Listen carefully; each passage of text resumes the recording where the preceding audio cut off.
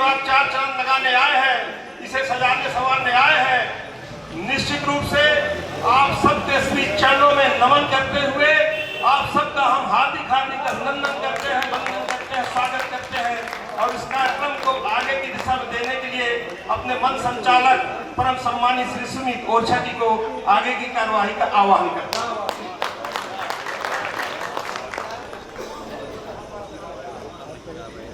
स्वागत अतिथि आए हैं, मैं उनसे विनम्र आग्रह करूंगा कि कृपया वे मेरे दाहिनी ओर आकर अपना स्थान ग्रहण करेंगे और उसके पश्चात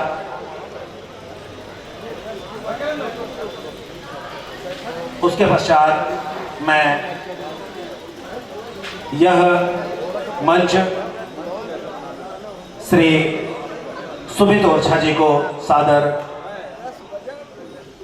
प्रेषित कर रहा हूं कि वे अपने आज का यह कवि सम्मेलन का शुभारंभ करें। जोरदार तालियों से एक बार सभी लोगों का स्वागत, वंदन एवं अभिनंदन। शुरुआत में बोलिए भारत माता की, भारत माता की। तो अब आपके सामने श्री सुमित ओरछा जी, मंच मैं उन्हें सौंप रहा हूं। हमें कोई वाद्यंत्र नहीं चाहिए, हम शब्दों के संप्रेषण से आपके बीच में संवाद स्थापित करने की कोशिश करेंगे। मैं कह रहा था कि कविता एक दृष्टिकोण है। आपने भगवान श्री राम का एक चित्र देखा होगा जिसमें भगवान राम धनुष बाण का संधान कर रहे होते हैं। एक हाथ उनका आगे होता है बाबूजी, एक पीछे होता है। बड़ा प्रचलित सा चित्र है। राम जी के ऐसे कई चित्र आप सबने देखे होंगे, मैंने भी देखा, लेकिन जब एक कवि ने देखा तो उसने भगवान के दाएं हाथ और बाएं हाथ के बीच में संवाद करवा दिया। और क्या संवाद हुआ, वो संवाद आपको कवि की दृष्टि की विलक्षणता का परिचय करा देगा और इस कवि सम्मेलन को प्रारंभ करने की आप सबसे अनुमति मिल जाएगी। भगवान श्री राम के बाएं हाथ ने दाएं हाथ से कहा कि दान मान सम्मान में रहा सदा अगवान, आज जा पीछे छिपा देख दशानन मान। अरे दाएं हाथ, दान में, मान में, सम्मान में तुम सदा आगे रहते थे और आज दशानन का बाण सामने है तो जाके पीछे छिप गए। जो रामचंद्र जी के दाएं हाथ ने बाएं हाथ को उत्तर दिया, बस वह कवि की दृष्टि की विलक्षणता है। दायां हाथ बाएं हाथ से बोला कि श्री रामचंद्र के कान में पूछत हो एक बात, श्री रामचंद्र के कान में पूछत हो एक बात, एक एक कर 10 हाथों या 10 हाथों एक साथ, एक एक कर 10 हाथों या 10, ये कवि की दृष्टि की विलक्षणता होती है। मां कैकेयी से पूछा, मंथरा ने जाकर के कहा कि भगवान श्री राम जी का राज्याभिषेक हो रहा है, आपको चिंता नहीं हो रही है, वेदना नहीं हो रही है? तो मां ने उत्तर दिया कि मुझको समान है राम भरत, दोनों ही मेरी आंखें हैं। संदीप जी, मुझको समान, आज की रात आपको जिसको भी जो बात करनी है वो सब मुझसे करनी है, आपस में नहीं करनी है। ये यहाँ का एक अध्यादेश है जिसे आप सभी की तालियों से लागू कर दीजिए। आपको अच्छा लगे आप मुझे बताना कि तुम्हारी कविता अच्छी, बुरा लगे, अच्छा लगे ताली देना, बुरा लगे हमें ही गाली देना, ज्यादा अच्छा लगे आपके हाथ खाली, बगल वाले की पीठ खाली, लेकिन बात मुझसे ही करनी है। तो मैं कहा था कि राम जी पर मां कैकेयी ने उत्तर दिया, राजनीति के लोग बैठे होंगे, विभिन्न आशाएं आकांक्षाओं के बीच बैठे होंगे, बस मैं आपसे कह रहा हूं कि यह सरस्वती का चित्र है। इस अनुष्ठान को बड़ी श्रद्धा के साथ अंत तक श्रवण करिएगा, क्योंकि सारा खेल मां सरस्वती का है। राम जी को राज्याभिषेक हो रहा था, मां कैकेयी से कहा मंथरा ने कि राम जी का राज्याभिषेक हो रहा है, तुम्हें चिंता नहीं हो रही? तो बाबूजी मां कैकेयी ने कहा कि मुझको समान है राम भरत, दोनों ही मेरी आंखें हैं, मुझ चिड़िया के 2 पर हैं, दोनों ही मेरी शाखें हैं। यदि भरत राम सा प्यारा है तो राम भरत सा प्यारा है, गोदी का भरत दुलारा है तो राम नयन का तारा है। लेकिन अंगलई पर सरस्वती मां विपरीत हुई, देवताओं ने आराधना की मां सरस्वती थे और मां सरस्वती ने अपनी दृष्टि उल्टी करी, तो आपने देखा कि जैसे रामचंद्र जी को वनवास दे दिया गया, मां निष्ठुर हो गई। कहने का मतलब यह है कि सरस्वती माँ का स्तवन आप सब भी उसी श्रद्धा से करना जिस श्रद्धा से कवि करेंगे, क्योंकि ये कृपा इनकी रही तो जो आदमी दूसरे आदमी का भी पर्चा भरवाने जाएगा वो अंत में वोट आपके लिए डाल के आएगा, वरना जो आपके साथ पर्चा भरवाने जाएगा वो दूसरे का एजेंट बनेगा। ये सरस्वती का खेल है, ये बीच में ही हो जाता है मत। ये इसलिए इस राजनीति के जितने लोग बैठे हैं, बड़े लोग जितने बैठे हैं, बाकी सभी लग रहे हैं मुझे, तो आप सब एक बार तालियां बजाकर मुझे विश्वास दें कि आपकी उपस्थिति इस कार्यक्रम को 3 घंटे का यह अनुष्ठान है। मैं 4 पंक्तियों से मां सरस्वती के चरणों में प्रणाम करते हुए इस मंच पर मां सरस्वती की वंदना, अभ्यर्थना, अर्चना के लिए देश की एक लब्ध प्रतिष्ठित कवित्री को आमंत्रित करूंगा। उससे पूर्व मैं हमारे कवि साथियों का परिचय कराना चाहता हूं। सबसे पहले बाबूजी भी कविता पढ़ेंगे, एक पर नाम लिख के आप एक कागज पर नाम कागज इस पर बोलो।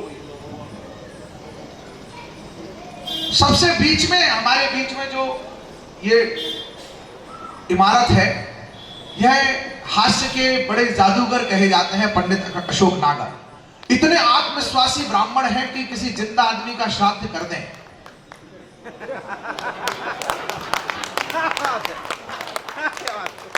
8 दिन बाद शुरू हो ही रहे। इतने आत्मविश्वासी ब्राह्मण हैं, शाजापुर मध्य प्रदेश में पाए जाते हैं और इनको दोनों तरह के मंत्र आते हैं, जीने के भी आते हैं, मरण के भी आते हैं। बस ये बीच बीच में भूल जाते हैं कि कहाँ कौन से पढ़ना है। तो आप तालियां बजती रहती हैं तो जीवन के पढ़ते हैं, वरना दूसरे पढ़ते हैं। अशोक नागर जी हमारे बीच में कवि सम्मेलन के उत्कर्ष पर वो आप सभी से संवाद करेंगे। यह एक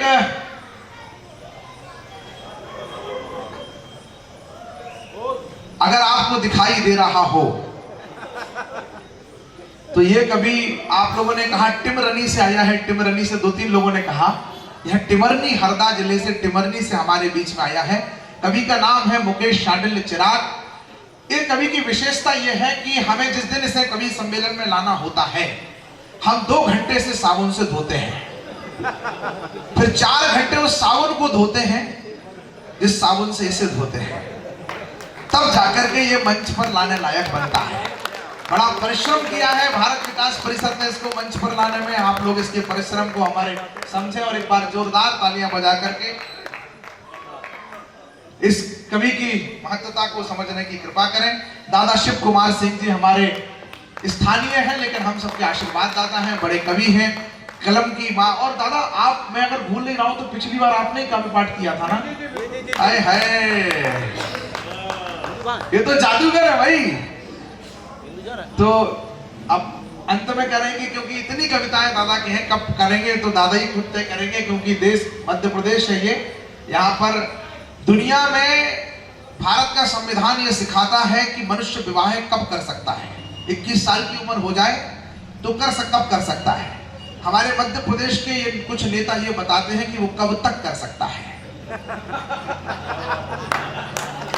लोग कह रहे हैं कि वो जो है बच्चे बिगड़ रहे हैं, बच्चे नहीं बिगड़ रहे हैं भाई साहब, बूढ़े नहीं सुधर रहे हैं। हकीकत ये है तो सत्य है। लेकिन दादा शिव कुमार सिंह जी बैठे हैं। पिछली बार उन्होंने महफिल लूट ली थी कवि सम्मेलन की, उनकी स्थायी मेरे मस्ते। एक बार मैं उनको प्रणाम करता हूँ, चरण स्पर्श करता हूँ, आप भी मेरे साथ उनको प्रणाम करके। और भाई महेश सुदर्शन मिश्रा जी जो बड़े उत्कृष्ट कवि हैं और 2 टीका लगा करके हमारे बीच में पधारे हैं। इससे पता चलता है कि टीकेदार हैं। पुलिस के लोग बैठे हैं। कोरोना काल में 2 ही लोगों ने सेवा की इस देश की, या तो पुलिस या डॉक्टर।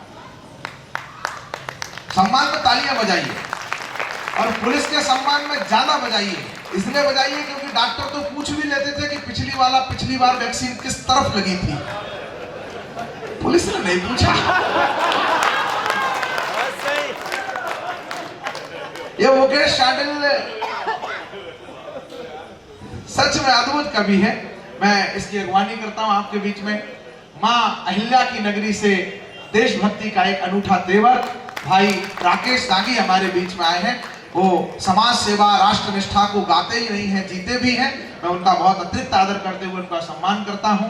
देश की एक ऐसी कवित्री जो संस्कार धानी जबलपुर से, सिहोरा से हमारे देश में कवि सम्मेलनों को मिली, लेकिन कलम और कविता की जो साधना उसने की, मां सरस्वती की साधना जो उसने की, उस साधना ने उसको कम समय में देश के लब्ध प्रतिष्ठित कवित्रियों में शुमार कर दिया। आज मणिका दुबे यूट्यूब पर, फेसबुक पर, इंस्टा पर लाखों लोगों द्वारा रोज प्रतिदिन लाइक और कमेंट किए जाते हैं उनकी वीडियोस पर। ऐसी एक चर्चित हस्ती का नाम होता है मणिका दुबे, वो हमारे मध्य में है। आज श्रृंगार के गीतों के गजलों से यहाँ हमारे कोतवा शहर के श्रोताओं को वो सरोकार करेंगी। अगर श्रोता आ गए तो अभी तो आने में ही डाउट है। कुर्सियों का 9.5 रुपया कुर्सी के हिसाब से बाबूजी किराया लग रहा है। मेरे पिता तुल्य आदरणीय मदन त्रिपाठी जी भाई साहब विराजमान हैं, वो हमारे हनुमान गर्ग जी भाई साहब विराजमान हैं, और कार्यक्रम का संयोजन करने वाले मुनीश्वर जी भाई साहब का तो क्या कहना, कितनी निष्ठा के साथ उन्होंने, कितने शिद्दत के साथ कार्यक्रम किया। हमारे भाई साहब ताम्रकार जी, जिन्होंने जिस दिन से कवि सम्मेलन तय किया है, हर दिन मुझे फोन लगा करके मेरे हालचाल पूछे कि भाई साहब कितने बजे पधारोगे। तो मन तो बीच में हो रहा था कि 4-5 दिन पहले ही आ जाए, लेकिन उनकी कृपा है कि आज ही उन्होंने मुझे बुलाया, उनको प्रणाम करता हूं। और सब आयोजन समिति के हमारे मंडल अध्यक्ष जी, आपको प्रणाम करता हूं। बाबूजी आपसे चरण स्पर्श करता हूं। मां सरस्वती की वंदना का आदेश दीजिए। कुछ लोग खड़े हैं, वीर जी आपसे प्रणाम निवेदन करता हूं। अगर आप भर बैठ गए ना तो ऐसा लगेगा कि 1.25 लाख लोग बैठे हैं। गुरु गोविंद जी की परंपरा का कोई एक व्यक्ति हो जाए तो वो पंक्ति याद आ जाती है कि 1.25 लाख से एक लड़ाऊं। तो इसीलिए आपको बुलवाया गया है स्पेशल योजना के तहत कि जो कुछ श्रोता कम रह जाएंगे गणपति उत्सव के स्थापना में, तो उसकी भरपाई आपसे करवा लेंगे। मैं निवेदन करता हूं आप विराज जाएंगे तो बड़ी कृपा होगी, क्योंकि तरलता 101 वर्ष हो गए वीर जी। मैं इसलिए निवेदन, आप तो भारत विकास परिषद के सदस्य हैं, मैं 101 वर्ष हो गए, आप जहां भी रहो वहीं बैठ जाओ, क्योंकि 101 साल हो गए कवि सम्मेलन की परंपरा को। आज तक, आज दिनांक जब मैं यहाँ खड़ा हूं, आज तक एक भी इज्जतदार आदमी ने कवि सम्मेलन को खड़े होकर नहीं सुना, और अगर किसी ने सुन लिया तो फिर वो इज्जतदार नहीं रहा। तो इसलिए निवेदन है कि आप भी रहें और आपकी इज्जत भी रहे, इसके लिए आप बैठ जाइए, क्योंकि तरलता चाहिए, इसको खड़े होकर नहीं आता। लहुता में समाया है, बड़े होकर नहीं आता। ये महफिल है फकीरों की, कहीं पर बैठ जाना तुम। कभी आनंद कविता का खड़े होकर नहीं आता, कभी आनंद कविता का खड़े होकर नहीं आता। और ये तो क्या है, वो काम है परमात्मा ने, परमपिता परमात्मा ने, परवतदिगार ने तय करके भेजा है, किसको कितना काम करना है, किसको कितना धन कमाना है, यश कमाना है, परिवार बढ़ाना है, कितना वैभव कमाना है, कितनी लोकप्रियता, कितनी लोकेशना, कितना क्या पूरा होगा, ये परमात्मा ने तय करके भेजा है। हम एक सांस ज्यादा नहीं ले सकते। इसी प्रकार से हमें कितनी ताली बजानी है इस जन्म में, ये भी उस विधाता ने तय करके भेजा है। कुछ लोग गलती कर देते हैं, इस जन्म की तालियां नहीं बजाते हैं, रोके रहते हैं तालियां। तो ऊपर जब जाते हैं, परमात्मा से साक्षात्कार होता है, तो भगवान पूछता है तुमने अपने हिस्से की ताली बजाई थी? नहीं बजाई थी। बोले जाओ केवल एक ही काम करके आओ।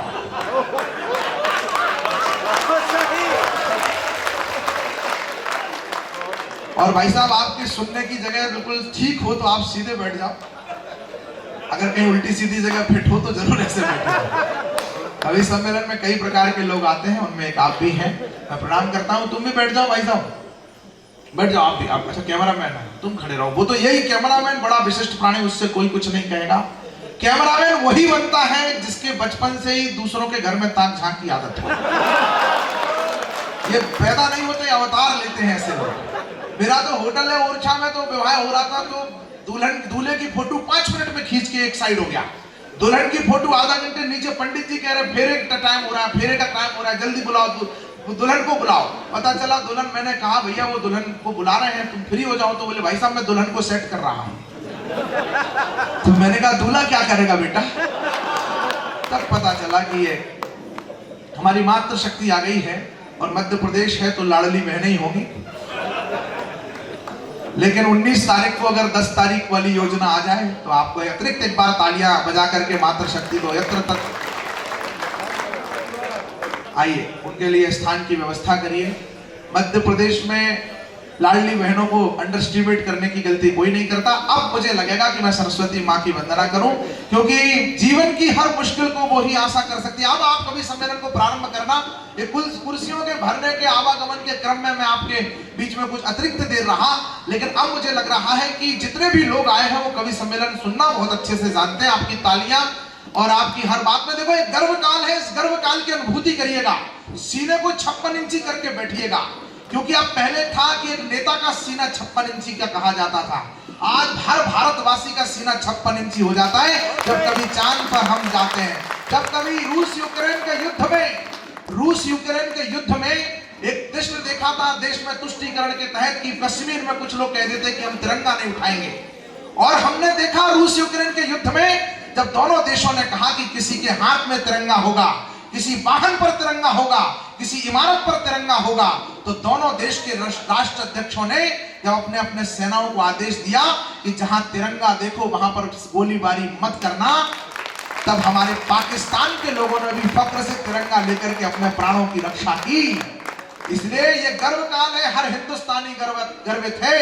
और टिप्पणी आप तक पहुंच जाए तो तालियां गर्व की चाहिए, गुंजायमान होनी चाहिए कि हिंदुस्तानी नहीं, अब तो पाकिस्तान भी गर्व से कह रहा है कि चांद हमारे बाप का है। पाकिस्तान भी कह रहा है कि चांद हमारे बाप का है। ये गर्व देने का काम आप सब ने किया है।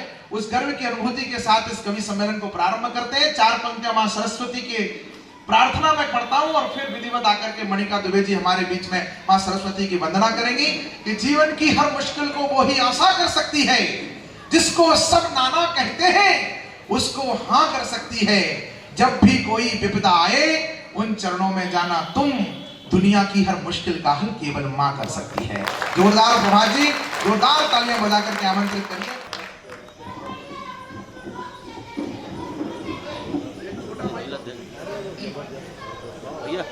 आप सभी को मेरा यथोचित अभिवादन। कवि सम्मेलन की परंपरा, माँ की वंदना से शुरुआत होती है कवि सम्मेलन। मैं आप सभी का मन चाहती हूँ कि आप माँ की वंदना में जुड़े और चहलकदमी ना करें, क्योंकि वंदना है।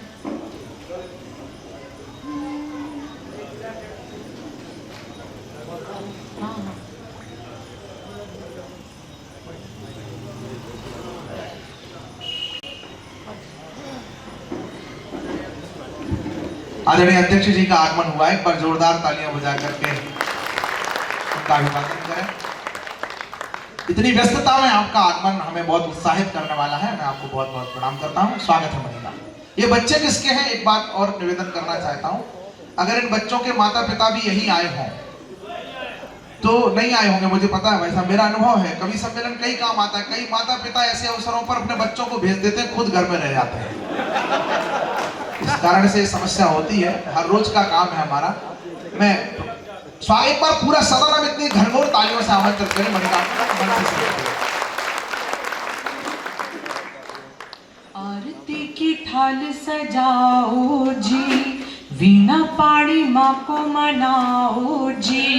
आरती की थाल सजाओ जी, वीणा पाड़ी माँ को मनाओ जी। सब मिल माँ का करें आज वंदन, सब मिल माँ का करें आज वंदन। चरणों में फूल बिछाओ जी, बिंदिया में हीरे जड़ाओ जी। देवता भी करते हैं मैया का चंदन, देवता भी करते हैं मैया का चंदन। तेज है माँ के नयन में, माँ है मंगलकारी। तेज है माँ के नयन में, माँ है मंगलकारी। शीश में मणि मुकुट सोहे हंस की सवारी। धूप दीप मेवा लाओ जी, हितकारी माँ को लुभाओ जी। धूप दीप मेवा लाओ जी, हितकारी माँ को लुभाओ जी। हम सब मैया तुम्हारे हैं नंदन, हम सब मैया तुम्हारे हैं नंदन। माँ ने वीणा करके झंकृत स्वर को है उपजाया। कोयलों ने भी सुरीला कंठ माँ से पाया, सब एक सुर में गाओ जी, सब एक सुर में गाओ जी, शारद माँ को रिझाओ जी, सब एक सुर में गाओ जी, शारद माँ को रिझाओ जी। स्वर से हृदय का अनोखा है बंधन, स्वर से हृदय का अनोखा है बंधन। आरती की थाल सजाओ जी, वीणा पाणी माँ को मनाओ जी, सब मिल माँ का करें आज वंदन।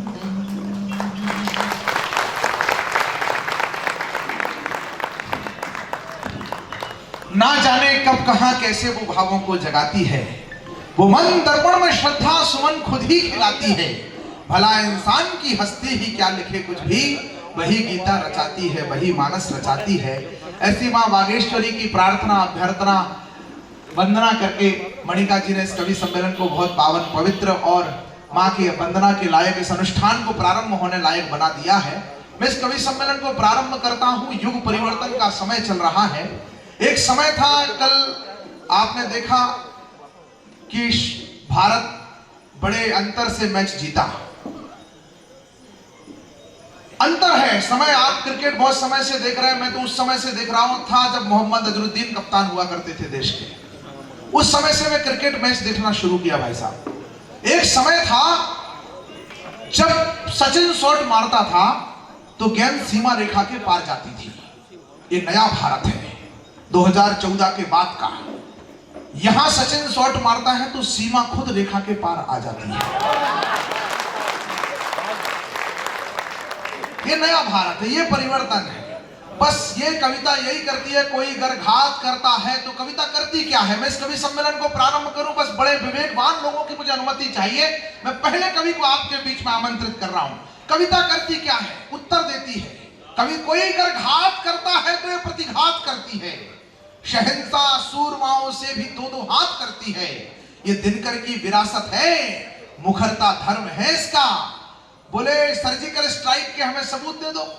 हमें विश्वास नहीं है कि हमारा तो मरा नहीं कोई, उनके 300 मर गए। ऐसे भी चिंता करने वाले, अच्छा हुआ चंद्रयान इस बार लाइव दिखाया। अगर लाइव नहीं दिखाते तो वो विश्वास ही नहीं करते। तो बोले हमें सबूत चाहिए कि हमें नेता जो है, सबूत चाहिए हमको कि हमारे सेना ने सर्जिकल स्ट्राइक की है। मैं लाशें गिनवाओ, 4 पंक्तियां कहीं अगर आपको लगे कि उत्तर आपको उन ऐसे बदतमीजियों के खिलाफ थप्पड़ की तरह बरसना चाहिए, आपकी तालियां। मैंने 4 पंक्तियां कही। आने वालों को मत देखो, जाने वालों के लिए अपना फर्ज होता है। जो आ रहे हैं उनको आने दीजिए। मैंने कहा कि ऐसा भी क्या है जो आप गिनना चाहते हो, दुश्मनों के कष्ट और संताप गिनना चाहते हो। जो सेना ने कह दिया मान क्यों नहीं लेते, क्या त्रयोदशी करनी है जो पाप गिनना चाहते हो। क्या त्रयोदशी करना, बोले वो तो सेना को पैसे मिलते हैं मरने के लिए, सेना को पैसा मिलता है। बोले 1 करोड़ श्रद्धा निधि मिलती है, मध्य प्रदेश सरकार देती है, केंद्र सरकार अलग देती है, पेट्रोल पंप भी देती है। हमने अच्छा, जो उन्होंने किया तुम करोगे अभी। ऐसी आवाज जो केरल से उठी थी, आपकी तालियां केरल तक ही पहुंचनी चाहिए कि जो उन्होंने किया तुम करोगे अभी। कर्ज बेटा, ये चुनाव के समय तो इतनी कुर्सी लेके अकेले कहां जा रहे हैं, यहां तो वैसे ही 30 आदमी उम्मीदवार, ये अकेले 6 कुर्सी लेके जा रहा है। इसमें रासुका लगवाओ। जो उन्होंने किया तुम करोगे अभी। कर्ज तुम पर भी है, क्या भरोगे अभी। पैसे तुमको भी उतने ही मिल जाएंगे, क्या वतन के लिए तुम मरोगे अभी।